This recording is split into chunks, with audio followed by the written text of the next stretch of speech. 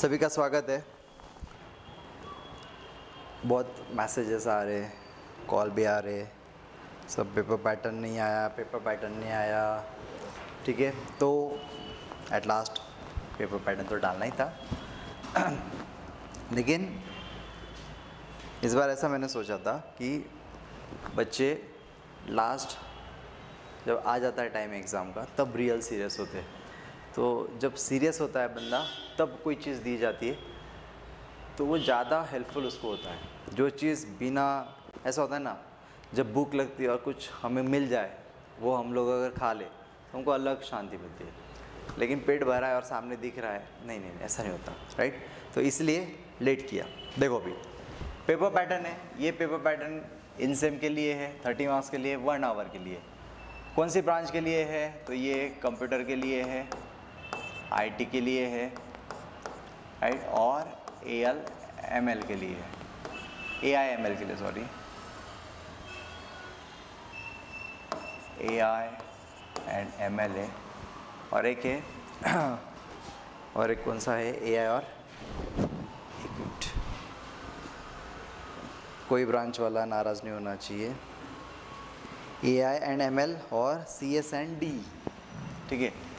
उन लोगों को याद नहीं कर रहा है कोई, तो भाई मैं तो आपको नहीं छोड़ सकता। CS एंड DE, ठीक है। तो देखो जो लोग पेपर पैटर्न देख रहे हो उनको पता चलेगा कि ये भी ब्रांच मार्केट में आ चुका है, ठीक है। इनके लिए है पेपर पैटर्न, सबके लिए सिलेबस सेम है इसलिए उनका कॉमन है। देखो यूनिट 1 अच्छे से मैंने प्लेलिस्ट डाला है। मान लो अगर आपका प्रिपरेशन नहीं हुआ होगा तो प्लेलिस्ट अच्छे से देखो, अच्छे से उसको प्रिपेयर करो और उनमें सारे टॉपिक्स आपको देखने मिलेंगे, ठीक है। बट जो आज तक प्रेडिक्शन किया है और 80% 90% सेम आता है जो बताता हूँ, उसके हिसाब से इस बार और हम लोग ट्राई कर रहे हैं, ठीक है। सो क्वेश्चन नंबर 1 है, सॉल्व एनी 2 है, 2 ही करने होते हैं। उसमें है शॉर्टकट मेथड, उसमें है VB मेथड और लेजेंडरीज होमोजेनियस डिफरेंशियल इक्वेशन, ठीक है। और ये होता है तीन में से आपको 2 लिखना है। साइमल्टेनियस लीनियर डिफरेंशियल इक्वेशन जो कि होता है 5 मार्क्स के लिए और काफ़ी बड़ा होता है, तगड़ा होता है, बड़ा, ठीक है। बट वो लोग भी ट्राई करते कि कम टाइम में हो सकता है, ये हिसाब से दिया जाता है, लेकिन टाइम लेता ही है वो, ठीक है। और क्वेश्चन नंबर 2 सॉल्व एनी 2 होता है 10 मार्क्स के लिए। शॉर्टकट मेथड होगा, VB मेथड होगा, कॉचीज होमोजेनियस डिफरेंशियल इक्वेशन होगा और symmetrical simultaneous linear differential equation होगा, ठीक है। तो कैसे हो सकता है, आपके स्ट्रैटेजिकली आप कैसे काम कर सकते हो? यहाँ पर ना ये क्वेश्चन यहाँ आ सकता है, ये क्वेश्चन यहाँ आ सकता है, इतना चेंजेस हो सकता है, बट हमारा फोकस क्या होना चाहिए? हमारा फोकस टॉपिक्स पर होना चाहिए, ठीक है। शॉर्टकट मेथड पर मेरा रिकमेंडेशन जो है वो शॉर्टकट मेथड अगर आप यहाँ करोगे तो आपको यहाँ पे हेल्पफुल हो जाएगा। आप VB मेथड यहाँ करोगे तो आपको यहाँ भी बेनिफिट है, मतलब दोनों साइड है आपके पैर। लेजेंडरीज है, लेजेंडरीज थोड़ा आपको बोलते हैं ना, थोड़ा तीखा लगेगा पढ़ने में, करने में और समझने में भी क्योंकि वो भी 4-5 स्टेप में आंसर हो जाता है। तो मेरा रिकमेंडेशन रहेगा कॉचीज को आप कर लो ठीक है। या और उसके आगे रिकमेंडेशन होगा शॉर्टकट मेथड और VB मेथड तो करना ही करना है और हमको उन्हीं को सॉल्व करना है, 2 फोकस रखना है हमारे दिमाग में, ठीक है। लेकिन बाय चांस अगर ऐसा कुछ आ गया, शॉर्टकट मेथड की जगह पर जनरल मेथड आ गया, तो एटलीस्ट ये तो बचाने रहेगा अपने लिए, ऐसा होता है। और symmetrical simultaneous linear differential equation इसको करेंगे। तो रिकमेंडेशन है क्वेश्चन नंबर 2, अगर ये सारे टॉपिक इसमें आते हैं तो क्वेश्चन नंबर 2, अगर मान लो ये सारे टॉपिक्स क्वेश्चन नंबर 1 में आते हैं तो क्वेश्चन नंबर 1, ठीक है। बट आप लोग शॉर्टकट मेथड करोगे, आप लोग VB मेथड करोगे, आप लोग कॉचीज करोगे और आप लोग symmetrical simultaneous linear differential equation करोगे, ये कहीं ना कहीं आने वाला है, ओके। परफेक्ट अगर किया 15 के 15 मार्क्स मिलने वाले हैं। मान लो नहीं मिल रहे तो 11-12 तो आपको मिलना ही मिलना है, ये फिक्स होता है, ठीक है। ये हुआ क्वेश्चन 1 के लिए। किसके लिए है? कंप्यूटर वाले के लिए सेम है, IT वालों के लिए सेम है, CS एंड D वालों के लिए भी सेम है और AI और ML वालों के लिए भी सेम पैटर्न है, ठीक है। अभी आता है क्वेश्चन नंबर 3। क्या करना है आपको? कुछ लोग अभी भी टेंशन में है लेकिन मैंने आपके लिए टेंशन नहीं लेना, आपके लिए मैंने रिवीजन आज लिया था। आप इसको पहले देखो, फिर वो रिवीजन को देखो, आपका काम हो जाएगा। Fourier question number 3A, FCT FST। पिछली बार कॉस पे आया था, इस बार साइन पे आएगा, ठीक है। स्पेसिफिकली आता है Fourier sine transform, Fourier cosine transform, formula डालो और वैल्यू डालो। बट कैसे आएगा वैल्यू, थोड़ा डर आने के लिए इस प्रकार हो सकता है। fx is equal to limit आ सकता है 0 से लेकर a और x ग्रेटर दैन से लेकर, मतलब आपके दो इंटरवल बनने वाले, एक वाला तो ये ऑलमोस्ट 0 ही होना है और यहाँ पे कुछ ना कुछ वैल्यू आएगा, उससे आप फॉर्मूला डालो, u इंटू वी लगाओ, Bernoulli's rule, u into v और आंसर लेकर आओ और वो आंसर आ जाएगा, ठीक है।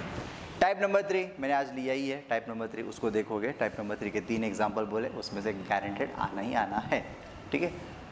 सी पर आओगे, solve anyone z transform. z transform में मैंने ये लिया था a⁻k वाला और e⁻k, इन दोनों में से एक आएगा, ठीक है, तो वो कर लेना। एनीवन करना है तो पार्शियल फ्रैक्शन करोगे आप लोग तो भी चल जाएगा। Question number 4, solve anyone z transform है।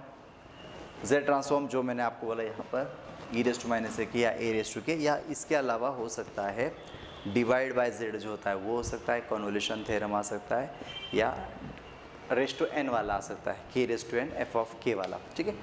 तो वैराइटीज़ है बहुत, लेकिन मैंने बोला था हमेशा आपको, आप इनको करो, इन्वर्स वालों को, 3 ही टॉपिक है, वो डेफिनेटली आपका काम बनाएगा। पार्शियल फ्रैक्शन है, देखो अगर लॉजिक होता है ऐसा, अगर मान लो यहाँ पार्शियल फ्रैक्शन पूछा ना, तो यहाँ पर IM पर पूछेंगे। IM मतलब क्या, इन्वर्स इंटीग्रल मेथड पे, ठीक है। ये solution of differential equation of z transform, मतलब जो हमने आज किया ना, z ट्रांसफॉर्म के फॉर्मूलेज किए, 5 फॉर्मूलेज, उस पर एग्जाम्पल, उस पर, और उसमें आपको इन्वर्स इंटीग्रल मेथड फिर से डालना होता है वो, और फोरियर ट्रांसफॉर्म टाइप नंबर 1 मैंने आज लेक्चर में सब कुछ लिया है, ठीक है। तो मेरा रिकमेंडेशन रहेगा आप लोग ये टॉपिक करोगे तो भी ज़्यादा अच्छा रहेगा। क्वेश्चन नंबर 4 करोगे, मतलब 4 यहाँ भी आ सकता है, ये वाला यहाँ भी आ सकता है, लेकिन जो रिवीजन जिसके हिसाब से मैंने आज लिया है ना, तो उसका आपका फ़ायदा होना ही होना है। इसलिए मैं बार बार बोल रहा हूँ, आप रिवीजन देखो, आप रिवीजन को कर लो एक बार, तो आपका ना जो आपको टेंशन अभी फील आता होगा यूनिट नंबर 2, यूनिट 1 सर अच्छे से हो रहा मेरा, लेकिन यूनिट 2 में गड़बड़ी हो रहा, तो उसको वो रिवीजन, महा रिवीजन जो हमने लिया लेक्चर आज 2-2.5 घंटे का, वो देखो तो आपका काम बहुत सिंपल होगा, बहुत सिंपल मतलब सिंपल, ठीक है। रिकमेंडेशन रहेगा, पार्शियल फ्रैक्शन करेंगे, IM करेंगे, solution of differential equation of z transform करेंगे, और फोरियर ट्रांसफॉर्म का टाइप नंबर 1 करेंगे। गारंटेड आना ही आना है, ठीक है। 101% फिक्स है, फिक्स पेपर पैटर्न है, ठीक है। 1-2 एग्जाम्पल इधर उधर हो सकते हैं, एग्जाम्पल मतलब टॉपिक इधर उधर हो सकते हैं, लेकिन टॉपिक बाहर नहीं जाएगा, ठीक है। 101% फिक्स पेपर पैटर्न है, पढ़ना है इसके हिसाब से ही पढ़ो, इसके बाहर कुछ मत करो। सर ये हो गया टॉपिक, लेकिन सर स्पीड अप कैसे रखे, राइट, ये बड़ा इंपॉर्टेंट चीज़ है। अभी तो आपको समझ में आ गया होगा, आपको एक्स्ट्रा लिखना है वो अलग की बात हो जाती है, लेकिन आपको इतना पहले टारगेट होना चाहिए कि आपको 2 यूनिट में आपको 6 क्वेश्चन लिखने हैं टोटल, राइट। 6 क्वेश्चन लिखने हैं और वो 60 मिनट आपको टाइमिंग दिया है 1 आवर का, राइट। एक क्वेश्चन को आपको कितना टाइम देना है, मिनिमम 10 मिनट देना है, मिनिमम 10 मिनट, नॉट मैक्सिमम। 10 से कम आए बहुत ही अच्छी बात है, ठीक है। रिकमेंडेशन क्या है मेरा, आप लोग क्वेश्चन 1 अगर जो टॉपिक के हिसाब से करे वो, राइट, या नहीं चेंज हो गया तो क्वेश्चन नंबर 2, और फिर यहाँ पर क्वेश्चन नंबर 4 या क्वेश्चन नंबर 3, ऐसे, ठीक है। ये रिकमेंडेशन मेरा है, समझ रहे। अभी देखो क्या होता है, मान लो आपने पहला एग्जाम्पल स्टार्ट किया और वो 10 मिनट के ऊपर चला गया, टाइमिंग साथ में रखना, घड़ी साथ में रखना, आजू बाजू वालों के चक्कर में पड़ना नहीं, घड़ी साथ में रखना और घड़ी में देखते देखते काम करना। तो अगर मान लो 10 मिनट के ऊपर चला गया आपका टाइमिंग, एग्जाम्पल छोड़ दो, छोड़ दो मतलब क्या, फिर वहाँ टाइम वेस्ट मत करो, ठीक है। क्योंकि आप सोच ही रहे हो गलत हो जा रहा है, फिर से और उसी को सॉल्व कर रहे हो, इससे क्या होगा, देखो आपने एग्जाम्पल किया है, स्टार्ट किया है और कुछ गलत हो गया, हाँ गलत हो गया, और फिर से गलत होने के बाद आप काट मार रहे हो और फिर से उसी को सॉल्व करते बैठ रहे हो, ऐसा मत करो। और पहली बात तो आपको किसने बोला कि आपने गलत लिखा है, ठीक है, थोड़ा कॉन्फिडेंट रखना और उसको वैसे ही रहने देना, दूसरे क्वेश्चन पे जल्दी आ जाना, ठीक है। फिर अगर मान लो हमारा 30-40 मिनट्स में पेपर हो जाता है, या 45 मिनट्स, या मान लो 50 मिनट्स में पेपर हो जाता है, मतलब 5 क्वेश्चन हमने किए, फिर आपके पास कॉन्फिडेंस आ जाता है 5 क्वेश्चन तो लिखे गए अपने, मतलब 25 मार्क्स का अटेम्प्ट हो गया, अभी 5 मार्क्स के लिए फिर आप वो पिछले वाला जो क्वेश्चन आपने छोड़ा था उसको पकड़ो और उसको सॉल्व करो। समझ रहे मैं क्या बता रहा हूँ? ऐसे ही करो। और अभी भी मुझे सुनने मिल रहा है बच्चों का कि पेपर में और भूल गया। देखो भाई, ये चीज़ अगर हो रही है, आपका प्रैक्टिस कम है, आपका पढ़ाई नहीं हुआ है, ठीक है। और मान लो जो भी मैं आपको बता रहा हूँ, ये टॉपिक कर लो, ये टॉपिक कर लो, तो कुछ लोग सोचेंगे ये टॉपिक कर लो, एक एग्जाम्पल कर लो, दूसरा एग्जाम्पल कर लो, तीसरा एग्जाम्पल कर लो, बस हो गया। तो फिर आप ये गेसिंग करके जा रहे हैं, राइट, मतलब तुक्का मारने जा रहे हैं आप। लास्ट मोमेंट पे लग गया तो अच्छा होने वाला है, नहीं लगा तो फिर तकलीफ होने वाला है। तो इम्पोर्टेंट क्या है, मान लो आप 3 एग्जाम्पल भी अच्छे से कर रहे हो, 5 एग्जाम्पल भी अच्छे से कर रहे हो, वो इतने परफेक्ट होने चाहिए कि आपको जमना चाहिए कि यहाँ से ये डेरिवेटिव क्यों आया, ये पुट हमने ऐसा क्यों किया होगा, जेड में ऐसा क्यों आया, तो इतनी क्लैरिटी होनी चाहिए। समझ रहे? और इन सब के लिए अगर आसान आपको चाहिए, आसान भाषा में और आपको चाहिए, तो यूनिट 1 पर तो मैंने आपके लिए प्लेलिस्ट बना के रखी है, वो प्लेलिस्ट को जाके देखो, उसको पढ़ो। अगर आपको स्लो लगता है तो उसका स्पीड बढ़ा लो, लेकिन पूरा लिखो। और सिर्फ वीडियो मत देखो, वीडियो देखा और सब आ गया ऐसा कभी होता है नहीं। जो भी एग्जाम्पल देख रहे हो उनको लिखो, जो फॉर्मूलेस बोला है उनको लिखो, उनको याद करो, टाइम दो। आपके पास टाइम है, आज का टाइम है, कल का टाइम है, हो सकता है एकदम कल रात को जगेंगे और काम करेंगे, ऐसा काम मत करो, ठीक है। गलत सोच मत रखो कि आप कुछ बना लेंगे चीज़ें और वहाँ ले जाएंगे, उसमें से देख के लिखेंगे, एकदम गलत सोच है, घटिया सोच है, ऐसी सोच होनी नहीं चाहिए। आप में ताकत है पढ़ाई करने की, आप चुपचाप पढ़ाई करो, आपके पास टाइम है, टाइम का यूटिलाइजेशन टाइम पर ही होना चाहिए। कभी भी टाइम छोड़ के काम करने जाओगे गलत हो जाएगा, ठीक है। ये है ओवरव्यू कर ले रहे फाइनली, ये टॉपिक्स है, ये टॉपिक्स के हिसाब से आप पढ़ोगे। Shortcut method, VP method, Cauchy's, symmetrical, ये सब प्लेलिस्ट में बहुत गजब का लिया है, बहुत सारे एग्जाम्पल लिए, वैरायटीज़ भी हो गई है, तो क्लियर हो जाता है वो। 15 मार्क्स तो जाने नहीं चाहिए आपके, ठीक है।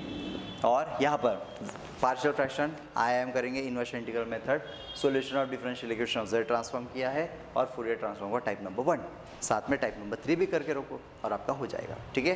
तो ये है हमारा पेपर पैटर्न। सबको ऑल द बेस्ट, बहुत अच्छे से लिखो।